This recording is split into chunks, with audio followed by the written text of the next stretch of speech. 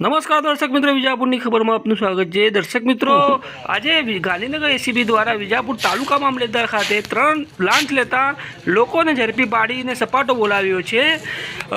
સમાચાર વિગતવાર જાણીએ તો આ કામના જે ફરિયાદી છે, જેઓના ભાઈ અને ભતીજા જે વિજાપુર વસઈ પોલીસ સ્ટેશનના આરોપી છે, તેઓ વિજાપુર સબ જેલમાં હતા ત્યારે તેઓને મહેસાણા સબ જેલમાં ટ્રાન્સફર કરવા બાબતે ની વાત હતી। ત્યારે આ જે ટ્રાન્સફર ના થાય તે હેતુસર ફરિયાદીએ જેલર સહિત નાયબ મામલતદારને વાત કરતા બંને જે 15,000 રૂપિયાની લાંચની માંગણી કરી હતી, પરંતુ ફરિયાદી આ લાંચની રકમ આપવા ના માંગતા હોય તેમણે ગાંધીનગર એસીબીમાં વાત કરી હતી। જ્યારે એસીબી દ્વારા સફળ ઓપરેશન પૂરું પાડવા માટે છટકું ગોઠવવામાં આવ્યું હતું। જે છટકામાં જે કહી શકાય, જે પટ્ટાવાળો જે છે કલ્પેશ મકવારા, જે વિજાપુર તાલુકા મામલેદારનો જે મેઇન ગેટ છે, ત્યાં ફરિયાદી પાસેથી 15,000 રૂપિયા લાંચ લેતા રંગે હાથે ઝડપી પાડ્યો હતો।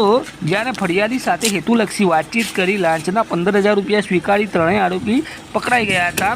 પ્રથમ આરોપી જે છે મામલેદાર કચેરી ખાતેના ફોજદારી ક્લાર્ક જેલર તરીકે ફરજ બજાવતા ભાવિન મનહરભાઈ પરમાર, જાણે બીજા આરોપી તરીકે વિજાપુર તાલુકા મામલેદાર કચેરી ખાતે નાયબ મામલેદારમાં ફરજ બજાવતા જયમીન કુમાર વિનાયકભાઈ છે। જ્યાં ત્રીજા આરોપી તરીકે જે પટ્ટાવાળા જે છે કલ્પેશ અમૃતભાઈ મકવારા, ત્રણેયને ધરપકડ કરી અને એસીબી દ્વારા લઈ જવામાં આવ્યા। અલાંચના છટકાના સફળ ઓપરેશન પૂરું પાડનાર ટ્રેપ કરનાર અધિકારી જે ગાંધીનગર એસીબી એકમના incharge field police inspector TM Patel તથા સુપરવિઝન અધિકારી શ્રી AK પરમાર, મદદનીશ નિયામક ગાંધીનગર